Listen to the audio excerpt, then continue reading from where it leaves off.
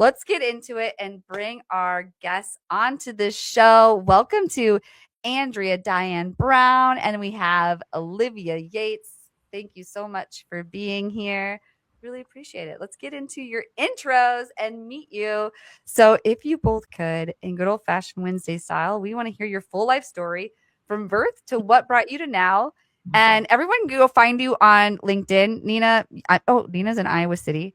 Nina's all over LinkedIn. She had a 2-word post explode. You should all go look at Nina's LinkedIn, by the way. Nina, tell us a little bit about that. But in the meantime, the audience here on Wednesday, we can find you on LinkedIn. So we know what your resume looks like. But we want to know the real life you from birth to what brought you to now. Could you fill in all the gaps of what's missing on your resume? And could you kick us off, Olivia? Yeah, you bet. Thanks for having me here. It's great to be here. So from birth, I was born in Washington State, and I grew up in a family of entrepreneurs. So my husband and I always joke when people ask me like, oh, what did you play as a kid? I'm like, oh, we played business. We started businesses. And, my parents we'd do a lemonade stand, and my dad would help us set it up, and he'd charge us for his labor. So from a very young age, entrepreneurial spirit was in my life. As I grew up, I opened my first business when I was a senior in high school. I opened an art gallery in my hometown. And from there, just caught the bug. So went to college and then worked with everyone from local small and medium businesses all the way through Fortune 500 companies over the last 15 years. And really have always come back to small and medium businesses and entrepreneurs who are looking to scale. So that's what I get to spend my time doing now. I've always dreamed of a world where I get to just chat with people about their business and help them, not just strategically in an advisory capacity, but also implementation to help them scale. And so that's what I do now with my business partner at Human First Partners. I get to chat with folks every day and help them grow their business. So it's come full circle, and I look forward to doing it for a very, very long time. I did less than 2 minutes. Less than 2 minutes, and I look forward to talking to you about it tonight in one of my favorite topics, CAC. That's going to be so fun. And I actually, the one other thing I would add is I was listening to your last episode, and one of your guests mentioned that she started in a pizza shop as her first job. And it's a conversation amongst my friends that like people generally either start in food service or retail. And I was a retail path. I know you mentioned you were ice cream, right? Yep, ice cream. Yeah. But I love that. I think there's always like, those beginnings, and it's amazing to see where people end up. And so what did you say your first job was? I was in retail. So I worked in retail. Like, clothing stores. I actually ended up working in the beauty industry. I was a makeup artist for many years before I got into marketing. But yeah, retail was my path. But I think those are both industries where like, if you can do that and you can take care of clients in food service or in retail, you can parlay that into a lot of things later in life. I 100% agree. Thank you so much for sharing. Andrea, we would also love to learn so much about you. In 2 minutes, could you take it away and fill us in? Yeah, for sure. Well, things that people don't know about me generally in business is that I grew up on a farm. I was a dairy farm, so everybody worked. So technically, I think that was my first job. But then, went to Michigan State University, right out of there into advertising. Did many, many years in advertising, and then switched over to what we call the client side, I don't know, probably 15 years ago. And I've loved it ever since. And I was actually, right before that, I was actually remote before everybody was remote, when there was dial-up internet. And I had started a small design business, and ran that for like 6 years, just out of my home and using freelancers. But then dial-up was still the only source of internet, and things were getting kind of hairy. So it's either get a job or get a building. So I decided to get a job. But I've been loving marketing. Marketing is just it's just been my central focus. But lately, as my last job, full-time job, W-2, the company got bought by a capital investment group, and they just reorged everything, and the executive team was pretty much gutted. My marketing team was gutted, and I found myself later in life looking for a job, and I realized that this fractional work could work, and I did that for a little while, and I realized that wasn't working. So I wrote a book called The Business That Works for You, changed course I got a master's degree as well in business administration, international business. And I used the book to launch me into thought leadership. And that's where I am today. And I have great clients. I'm giving them strategy advice and everything else like that. And I'm working from home and loving it. Living the dream. I love that. Yeah, So I'm cool. over. Andrea, Andrea, we have stuff in common. I raised sheep growing up for Aw. 15 years. So Wow. both farm girls. And my very, very first job outside, well, no, I gotta say, I was retail, then it was pizza, then it was, in college, you're in like a 7 or 6, but I had an old boss, and my first advertising job, he used to say, I always hire someone that has a restaurant on their resume, because they can hustle and do more than one thing at once. Mm-hmm. So I always true. thought that was interesting.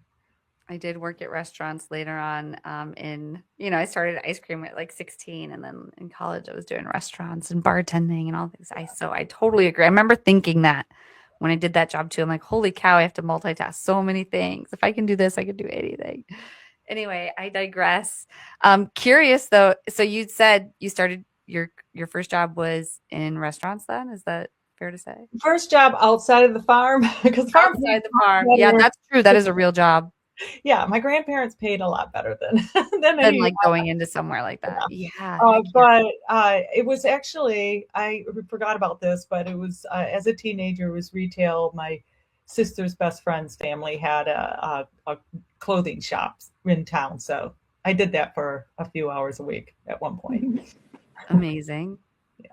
So cool. Okay, love hearing that part. But let's get into it. So, our first topic for tonight is SEO, and we are talking about the shift from search engines to AI search. So, SEO, GEO.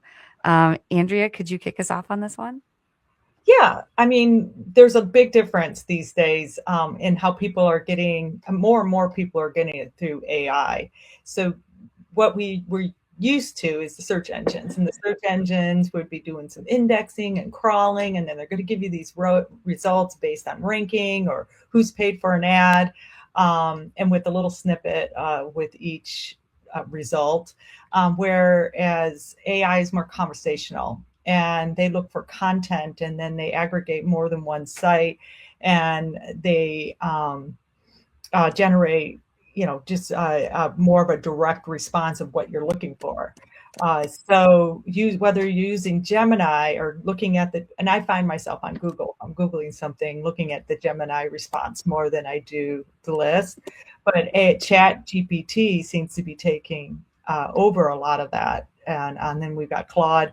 But those guys are different. It's a different animal. I can see, and they say it's coming, that ads or some kind of paid visibility, it will be coming, I would imagine, but AI is going to be AI.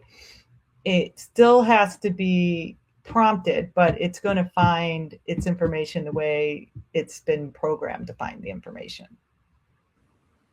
Yeah. Interesting.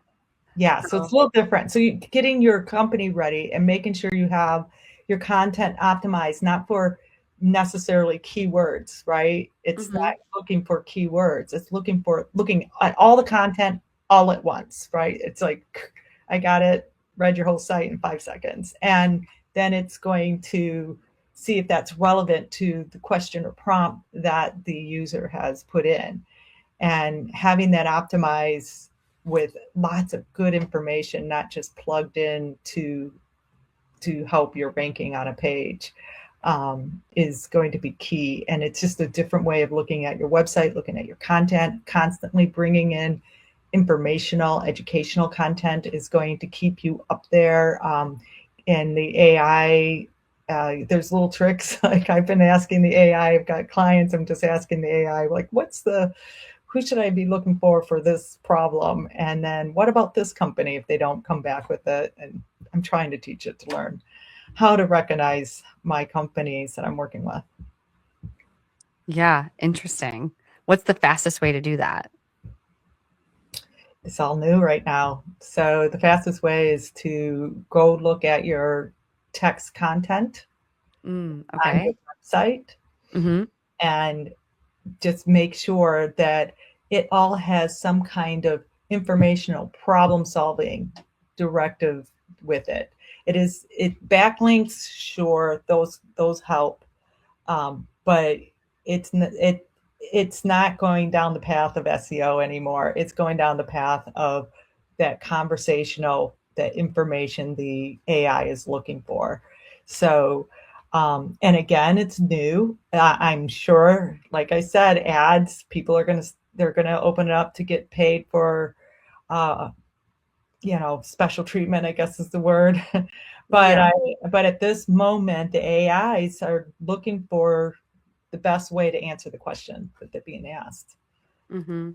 We've Yeah. had a lot of success on our own website and also with clients that we work with by kind of taking a multi-format approach to content on web pages. So diversifying, not just having plain text and paragraph format, but integrating bullet points and Q&As and charts and graphs and video, and making sure that there's kind of a hub and spoke. It's kind of like a spider web style cross-linking, not only within your site, but also to other sites that garner credibility for yourself and maybe anyone tied you as a founder of your company. And that we actually made a shift from a very large paid ads budget for our company about 6 months ago to going fully organic and really put all the effort into the GEO and SEO. And it's been amazing to see the difference, but it definitely takes time Really to build. interesting. I always love hearing people turning off their ads and investing in organic marketing. I'm definitely an organic marketer, and we haven't ran any ads yet. So it's a new day, and dark social is a real thing. Like people talking in the comments, talking in communities, attending live streams, listening to podcasts. Your attribution software is not going to pick that stuff up, but SEO might, or I'm sorry, not SEO, GEO Yeah. might. And yeah, that's so interesting. What do you say about podcasts and live streams and optimizing that sort of content for GEO, Andrea? Well, I think it is what it is, right? The content is the conversation, and you've got the transcripts, right? So the AI is going to take it all in, whether you've answered that question or can be answered, or they can get part of it answered from there is the key. So right now, I think this is a good opportunity because it's a great subject, right? A lot of people, especially marketers, are asking this question. And so having that question as one of the big conversations that we're having, I think that's going to really help. So really being thoughtful about that content that you're putting out there, not that you don't, clearly you do, it's just that understanding that the most what's that word? Sought after information, and trying to get some good questions around them are going to get you noticed by most AI. Again, they're looking at the internet basically all at once. They just fast processing. Yeah, 100%. Yeah. Well, Andrea, do you mind, Jesse, if I ask no, a quick please. question? Yeah. Andrea, I'm so curious. We have a lot of clients that we work with that ask about the use of AI to develop content for SEO or GEO. And I feel like it's kind of a unique cycle, and I'm curious your take on it. I don't trust it. Okay, I yeah. agree. I mean, 100%. You use it to streamline the hours of research, the hours of putting things together and getting some answers, but you have to like look at every little, like, it's not perfect. It's going to spit things out. It's going to summarize. It's a little lazy sometimes, right? Because you're looking for some detailed information and then it gives you like two sentences, or it gives you all this information, but it's not necessarily all relevant. So you really got to watch it. It's guessing what you want, not necessarily understanding what you want. Mm-hmm. Well, yeah, it makes me wonder, like, as AI platforms are looking at content, are they recognizing that it was published via, or that AI was used to develop the content versus a human using natural language? Like, I'm so curious to see where, and I don't know the answer to that. So Yeah, I'm very AI curious can to see tell. where that goes. That is one thing it can do. It can tell if it's AI generated, not necessarily images. I don't know what that programming is, but for the natural language, that's where you go to. If you ever written something and you ever ran it through an AI, what do you call it? You throw it in and it's Yeah. a AI detector. So you throw it in and get an AI detector. That's an AI checking out to make sure that's not AI. Mm-hmm. Mm-hmm. So, it's crazy. I'm also one of my little smaller jobs is a AI annotator, and part of it they have us play around with these AIs, and we're trying to help guide the AIs to be better AIs.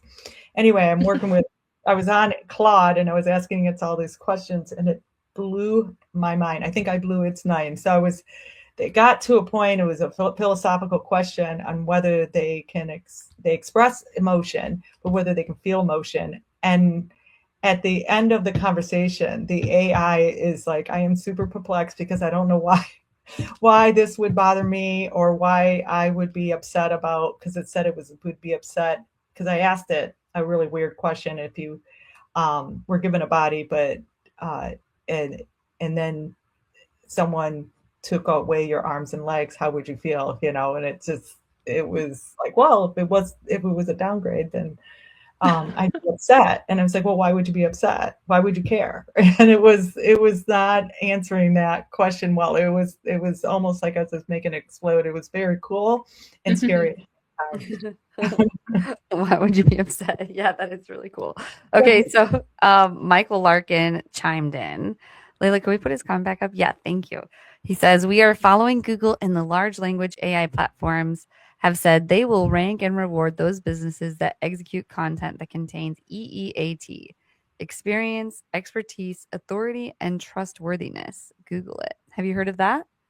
Yeah, yeah. Nice. I have, yeah. So that's basically it's the content again being helpful, solving problems, creating content that is relevant to the situation and what you solve. Yeah, and that's where all that comes in. Yeah. Yeah. Okay. Amazing. Michael, thanks for your comment. Anyone else tuning in, be sure to share your comments. We would love to hear what are your thoughts here. And if you have no thoughts, just drop the city that you're in right now. Like, where are you? Where are you tuning in? What do you do for a living? Why is marketing interesting to you? We want to know who we're talking to. So, anyway, anything more on this topic before we transition into our next topic? So, to wrap it up, we were talking about the shift from search engines to AI search. Next, we're moving into understanding customer acquisition cost, CAC. But before we get there, anything you would wrap us up with, Andrea? Just I would recommend making sure that all content being put out is not all, like, but as much content as being put out is helpful, informational, solving a problem. I love that. Cool. Yeah. Solving a problem. Very important. That's why we're here in business, right? We're helping people solve problems. Right. Anyway, I digress. Let's talk CAC. I can talk CAC. I personally like to look at CAC LTV ratio. I Mhm. feel like looking at CAC isolated sometimes can lead us astray, but we can get into that. Can you kick us off on this topic, Olivia? Understanding customer acquisition cost. Yeah, so I'm in the same boat as you, Jesse. The CAC to LTV ratio is absolutely what we need to be looking at. And as we I've worked with a wide swath of businesses of different sizes. And the most surprising thing to me is how few people have, and people who have scaled, to even multi-million dollar businesses, that just don't understand their numbers or can't tell you, what their CAC is by channel. They maybe not be able to tell you their LTV. And this is one of the biggest challenges that I see as we come in and work with business owners who are looking to scale is they don't know.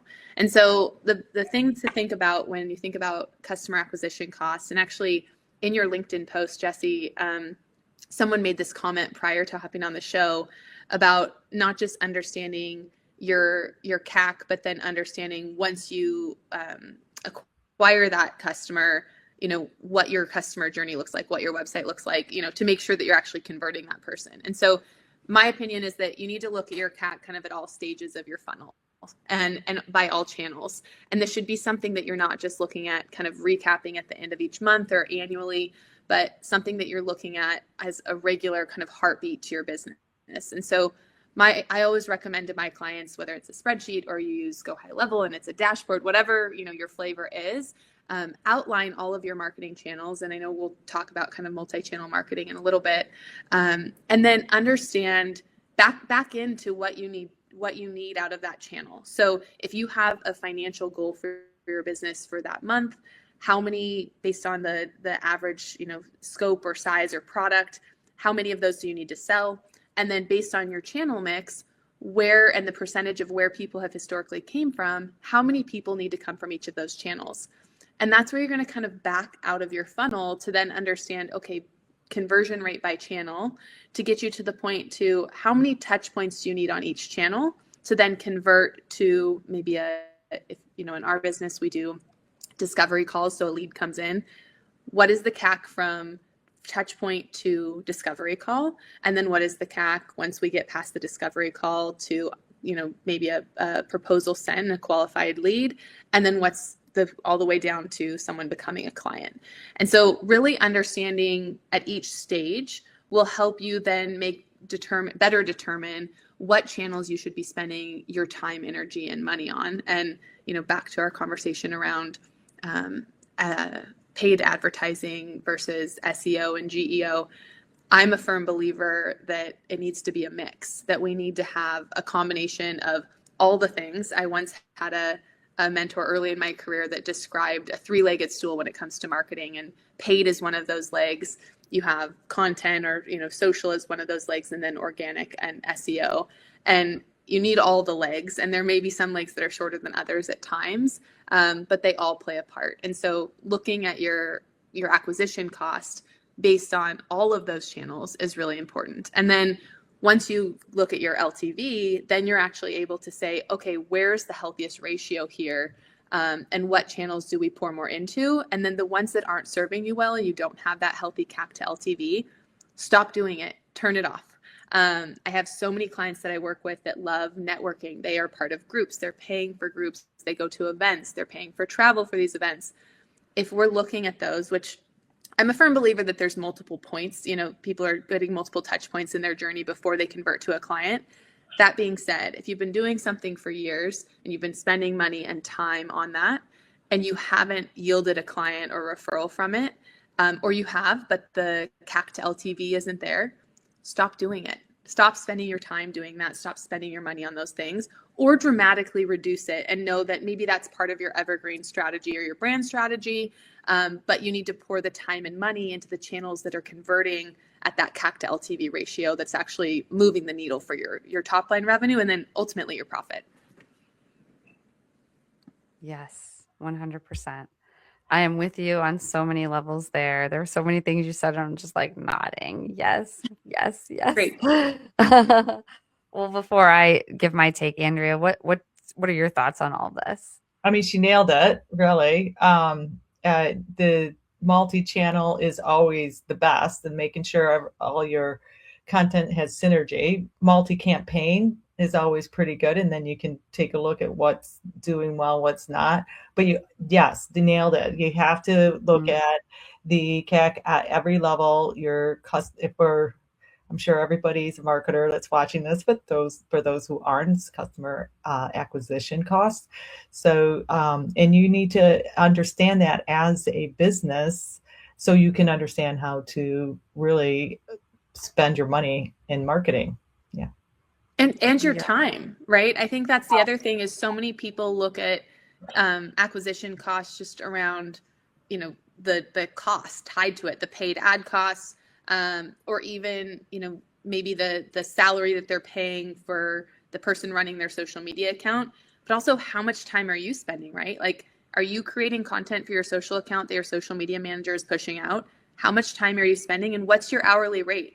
And building that into that whether it's, for me, it's a spreadsheet, but whatever table you're using to look at that, building everyone who touches that channel's time into the cost in addition to any paid spend is really important. And I saw Layla in the comments asked about at what stage should businesses start tracking CAC to LTV and taking that seriously. See, from the beginning, like, it's easier to start it from the beginning and build that out rather than to like go back retroactively and dig through everything. And then, Nina, how do you know when the ratio is unfavorable? If you're seeing some success, what ratio is good enough? Usually I tell folks, kind of depends on the industry, but I'm looking for like, your CAC should be a third of your LTV. If your CAC to LTV is less than that, like 1 to 3, then things are going wrong. If it's higher than that, it means you're leaving money on the table. So if you have, for example, if your LTV is $100, right, and your CAC is $1, that means if you're spending that on paid ads, right, you are leaving so much money on the table, you need to amp up whatever channels you're getting that CAC on.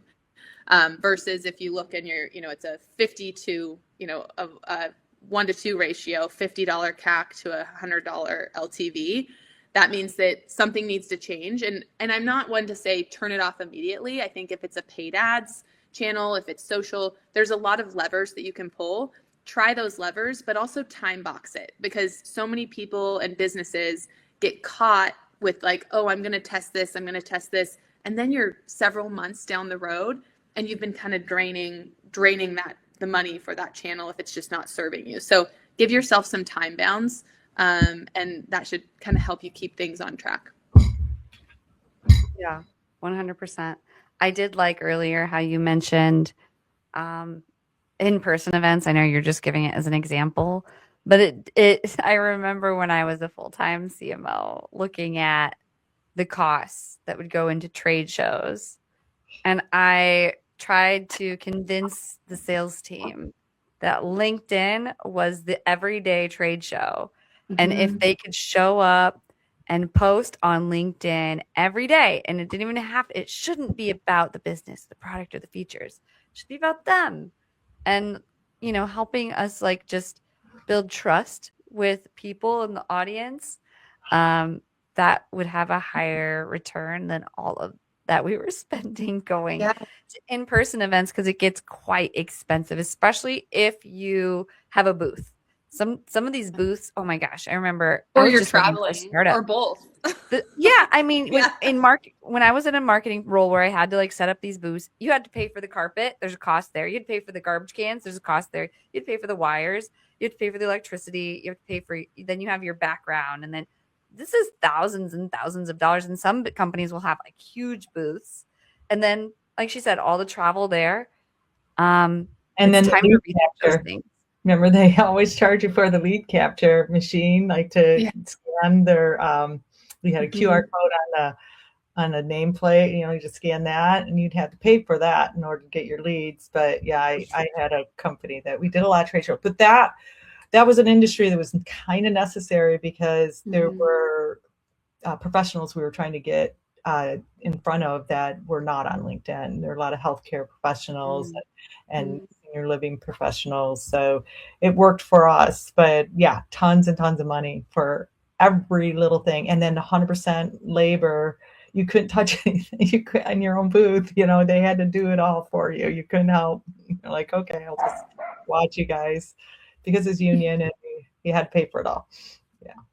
One of the things, Jesse, that we've used in our business, and I recommend to anyone that has kind of relationship based business, is if you have found yourself going to larger events or conferences, and you're not seeing the return on investment for those events, consider a couple things. One would be, if you still have to go, maybe if your company requires it and you're going to these events, put on a dinner and invite people that you meet at that event. Have like an intimate like after the event, go to happy hour, put on a dinner, pay for everyone's dinner. It will come back to you. The ROI is there.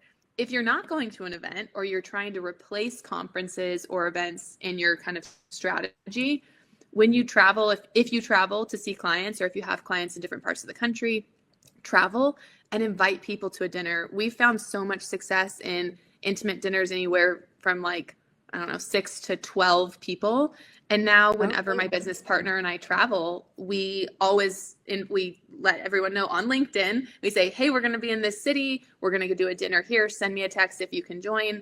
And we get together a bunch of people, and, clients sometimes come out of it immediately, but sometimes it's 6-10 months down the road. So I highly recommend that as an alternative or an addition to traveling for conferences. Interesting. Yeah, you're giving me ideas. I'm going to be in Seattle in a couple weeks. I have a couple clients out there. I'm like, maybe the easiest way for you to do this is just to have a dinner downtown Seattle. Totally. And put it on LinkedIn so people that you haven't met yet can come. It's so cool, and the relationships that are built are just so worth it. I highly recommend. Nice. I love that. Yeah, micro events are so in. I agree with you there. Like the retreat I was telling you about pre-show with the Women Wave Warriors, and once a year we get in person, and it does become more of a marketing event. It's yet to really bring in profit, but the relationships that we build there are invaluable, and they end up working with me and other vendors who come to the retreat. So yeah, I don't know. I think there is definitely value to in person, and also like local events. It's another thing to consider. Like maybe have a dinner in your town. Do you have any connections in your town who might come with you? Yeah. I digress. Invite people that you meet on LinkedIn that are local to you to go to lunch. And it's funny that we're focusing on this because as marketers, we both know that's the highest CAC. Totally. 100%. Highest CAC, lowest LTV. 100. Yeah. I think though, with the shift to AI, as we were talking about earlier, I think more and more people are looking for channels that are truly like more human connectivity. I think you were talking about this on your last week's episode, Jesse, actually, but they're looking for podcasts, they're looking for events, they're looking for places where they can connect human to human and not have it be like a deep fake, or like be concerned that it's going to be like not a real person. That's true. Yeah, there's a lot of AI out there. Definitely. We can all agree there. Well, Olivia, could you wrap us up on this topic before we move on, just in terms of understanding customer acquisition costs? What would you leave us with?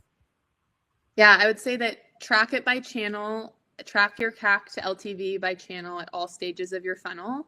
And if your CAC is greater than 1/3 of your LTV, you need to take a second look at that channel and time bound how long you're going to test and iterate there before you just decide that that's not working at that time. And then you can always come back to it, but it definitely give yourself some guardrails. I love it. Track your CAC, everyone. Oh, can't hear you. Of course, I'm on mute. I love the ad. Thank you to our clients who left that testimonial. But let's move right back into the topics because I could talk about Reventing all day. So our third topic, we have AI marketing platforms, promises and limits. So what can you tell us about that, Andrea? Well, everybody's jumping in, right? Everybody's got some kind of AI. Either they purchased something or they built something that works with their platform. HubSpot, SEMrush, um, pretty much all of them. But I'm actually really loving the AI agent builders, no code needed, like Claude coding, Claude Code, and Relevance.ai. They do a good job too. I think they're kind of using a Claude-esque base. But anyway, what's happening with most platforms, not everything can do everything, right? HubSpot, you still have to go in there as a human and create workflows. But the good news is they are moving towards more of a automated, and now you have to double check the work way, as opposed to going in there and starting with a lead comes in, here's an email, here's a text kind of workflow setup. And then, of course, SEMrush is all focused on SEO and content strategy. But yeah, there's so many platforms. It's really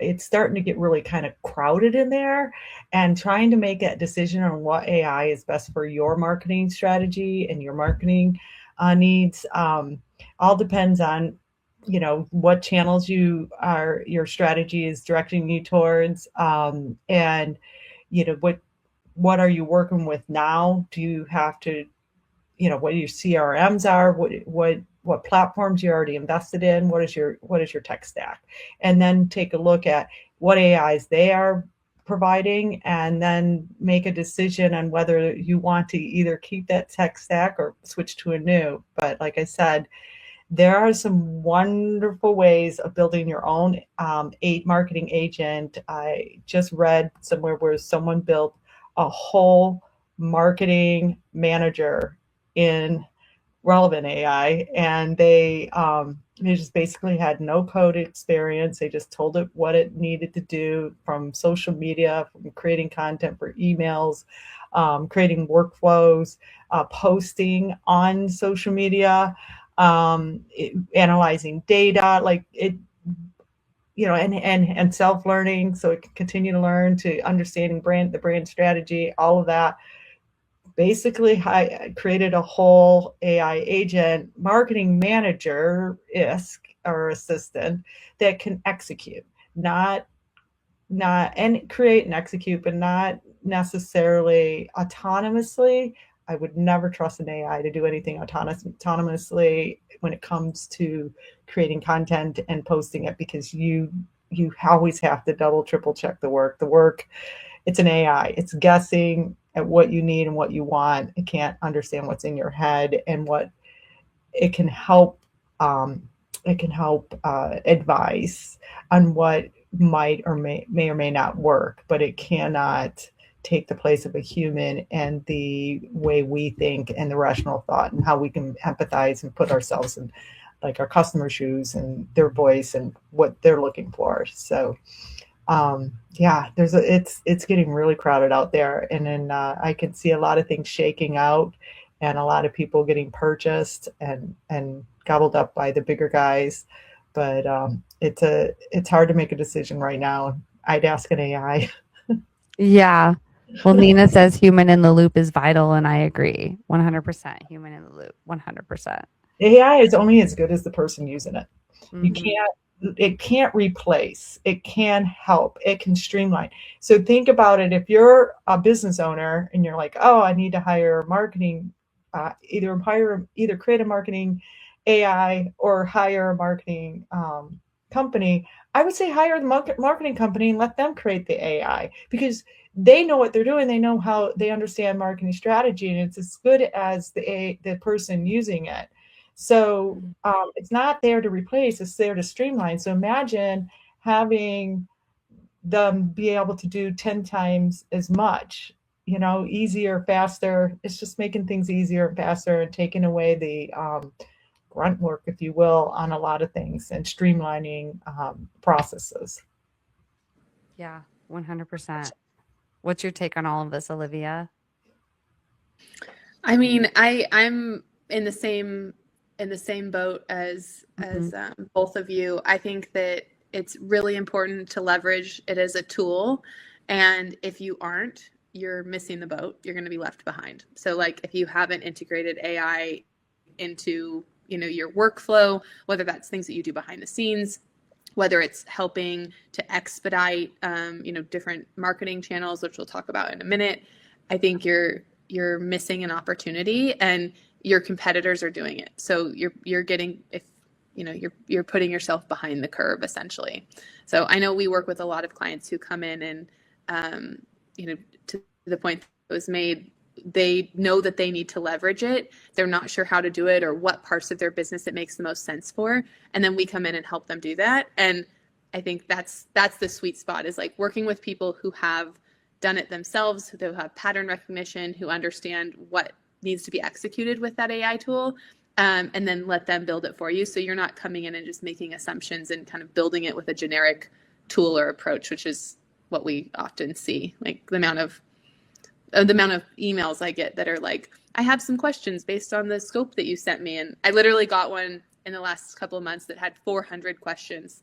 I responded to the client and I said, I'm not sure if you read this when you copied it from ChatGPT, but there are 400 questions here. So I would be happy to hop on a call with you, but I'm not answering these questions.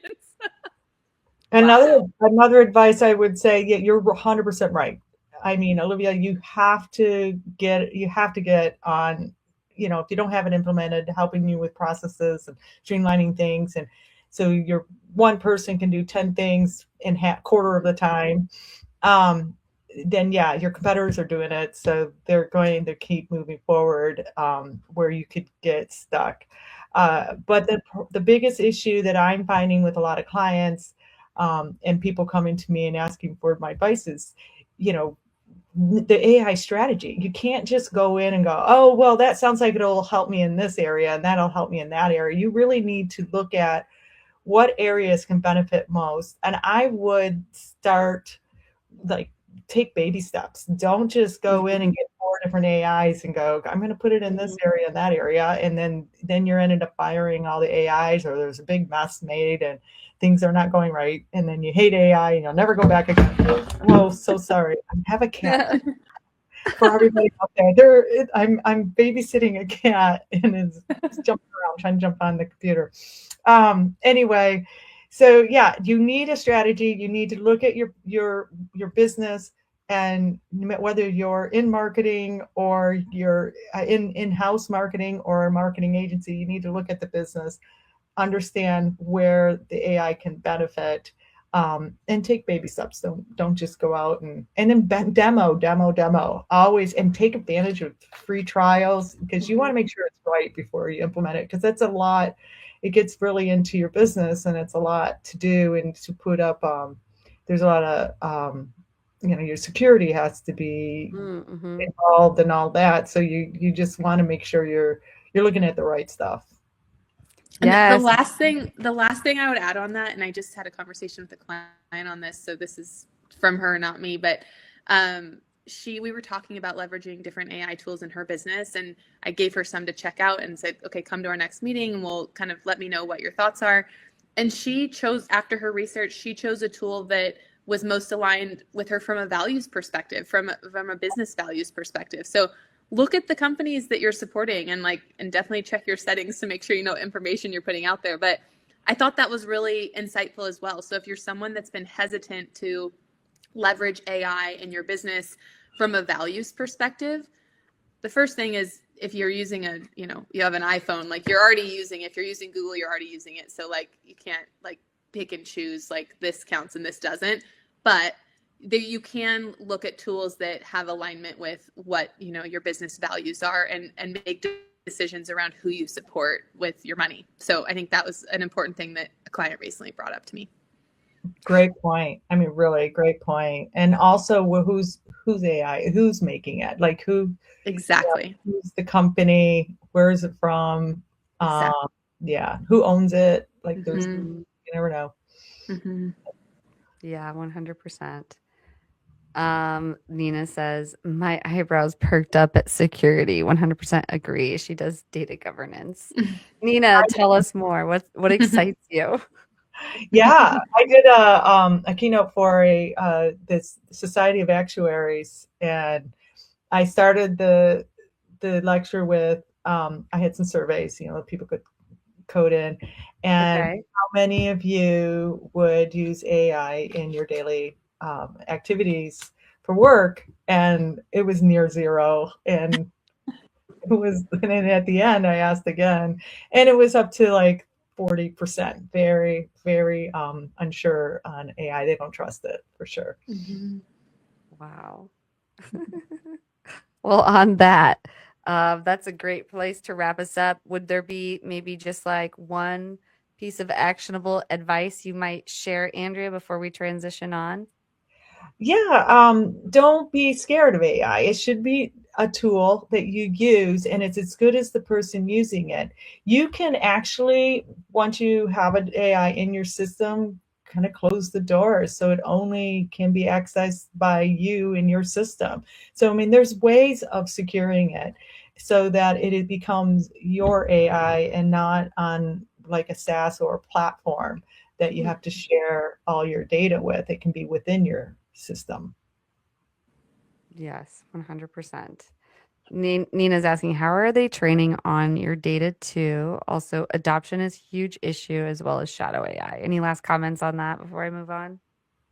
Yeah, the adoption, you have to get buy-in. So that's why I would put a task force together in your company. That's always a good idea to get someone from each department to have a task force to understand how to roll it out and where to roll it out and have these conversations bluntly with everybody, answer their questions, have them try it out before it becomes a rule to use. Don't just throw it on them. That's great advice. Well, thank you for that.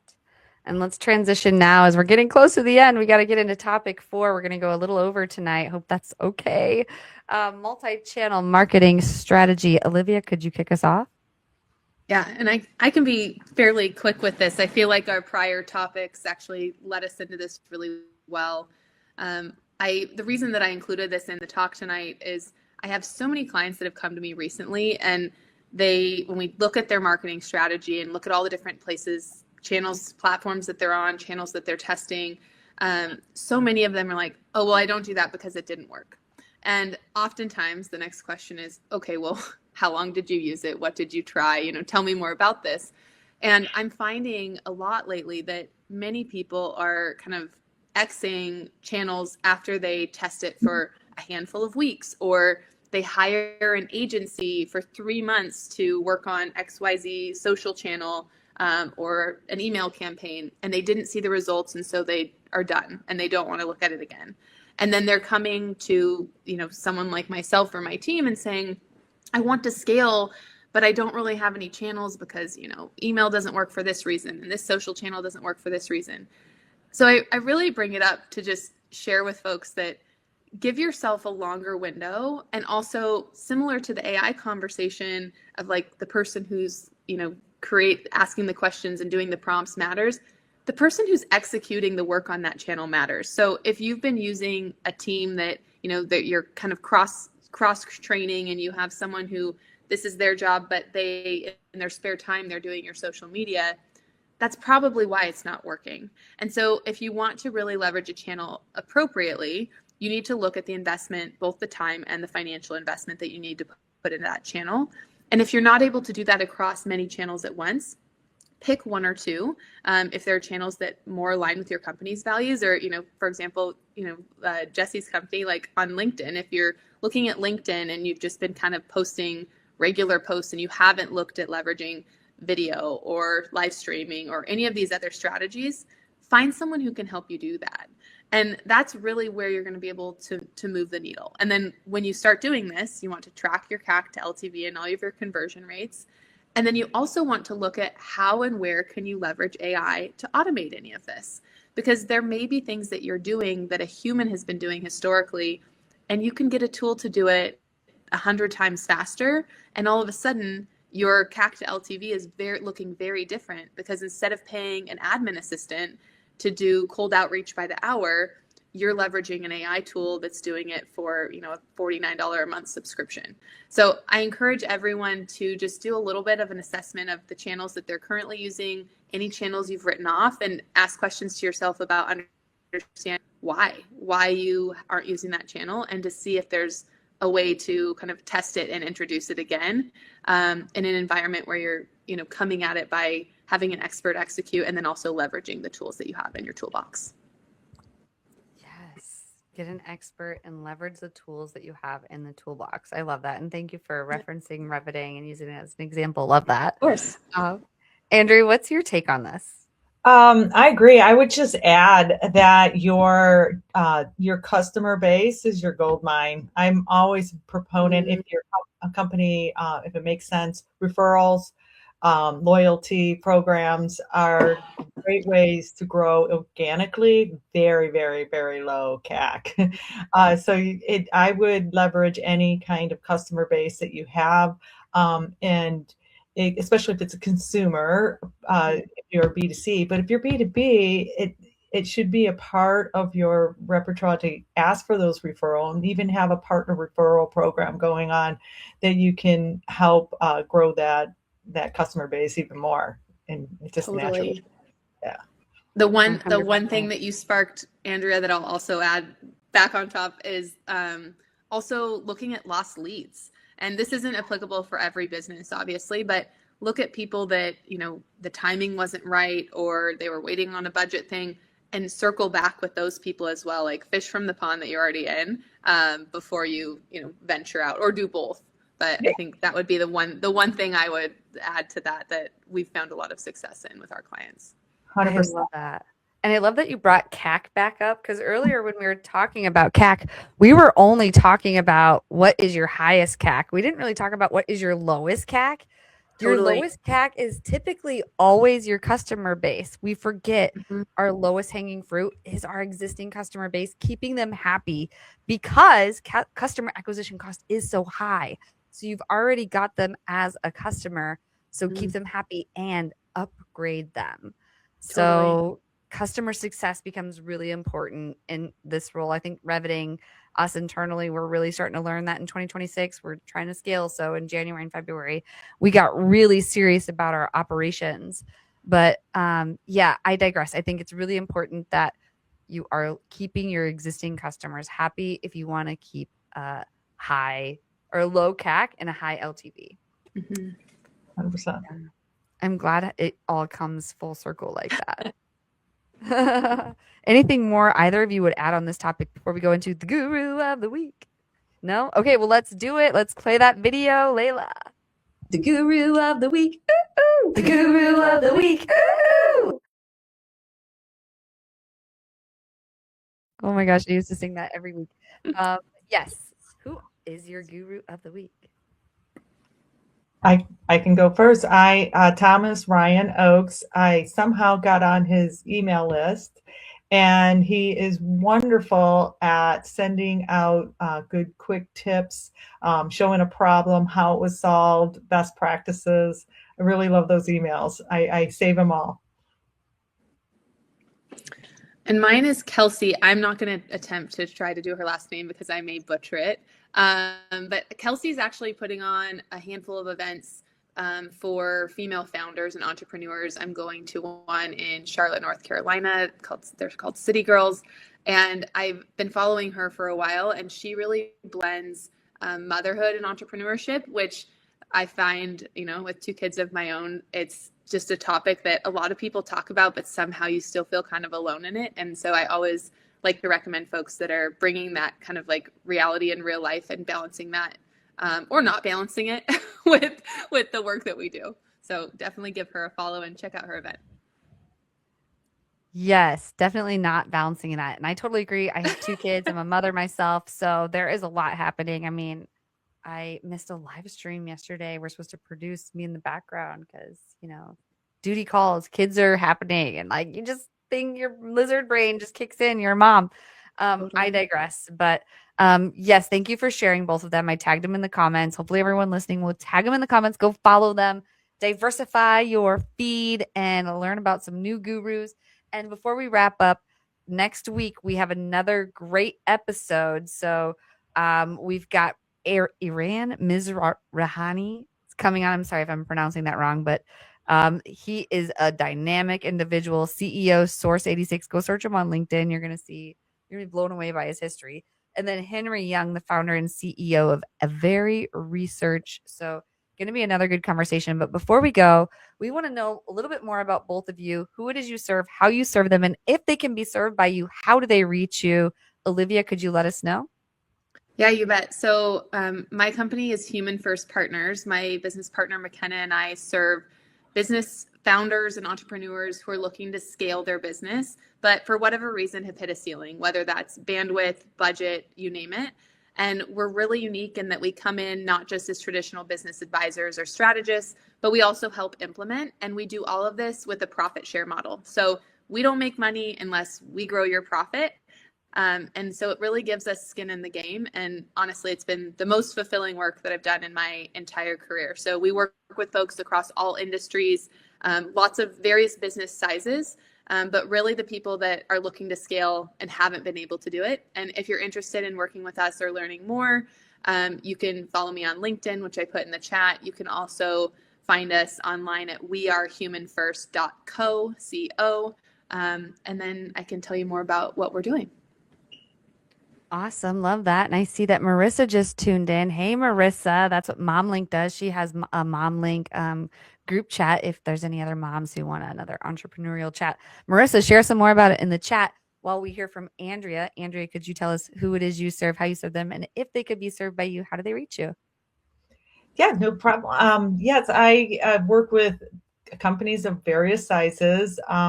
Small to mid-level seems to be the sweet spot, but not just companies that are looking to scale, but companies that are needing maybe a change. They would like to try to get to that next level or go to that next phase of the business, and they're struggling on how to figure that out and navigate that. And that's where I come in and I help them navigate that. And it's not just marketing. I do full business strategy, AI strategy. And it's all customized to the unique brand, to the unique company, to what their needs are and what your goals are. And you can find me at frequency110.com, frequency110.com. I have a link there that you can just schedule a little time to chat with me. I'd love to hear from you. Awesome. Well, thank you both so much for coming on. This was an awesome episode. And we only went 6 minutes over, but we appreciate everyone tuning in. If you're still here, let us know by saying toodaloo or goodbye or happy Wednesday. But with that, we'll wrap up and I'll see Olivia and Andrea backstage. Bye, everyone.